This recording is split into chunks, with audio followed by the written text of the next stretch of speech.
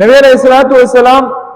بارکی احادیث کی راضی چې نبی علیہ الصلوۃ والسلام د حجۃ الوداع په موقع باندې کوم چې اخرنه حج و د نبی علیہ الصلوۃ والسلام نبی علیہ الصلوۃ والسلام په پوره ژوندۍ کې یو حج کړ او دا د نبی علیہ الصلوۃ والسلام د ژوندۍ اخرنه حج عمره کړی دی لیکن حج دا یو کړ نبی علیہ الصلوۃ والسلام بارک راضی صحابه فرمای چې نبی علیہ الصلوۃ والسلام په دې ویره باندې کله چې دا حج کوو قربانی کولا نبی علیہ الصلوۃ والسلام سل اوخان لالګو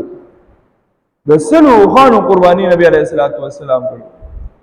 اوس خپل موږ سوچ وکړو چې نبی علیہ الصلوۃ والسلام سل اوخان لاله یقینا چې دا قربانی ډیر زیات اهم څه دی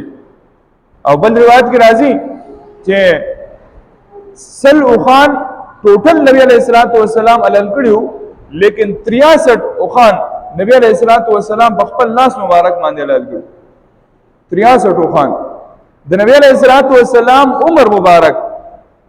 63 کال او 63 سال دا هر کال په حساب سره نبی علیہ الصلوۃ والسلام خپل قرباني په خپل لاس وکړي بیا د دینه بعد چې دا کومه قرباني پاتې شوې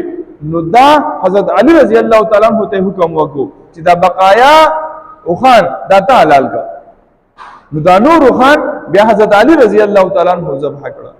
ځکه د نبی علیہ الصلوۃ والسلام د طاقت اندازم نه دینه لګي چې د الله پیغمبر د الله نبی څومره طاقت ورو چې درش پېته اوخان په یو سنا باندې علالول ذبح کول دا معمولی خبره نه ده یقینا چې د الله پیغمبر د الله نبی ډېر د صفاتو هستی وا او ډېر طاقت ول الله رب العزت ورکړ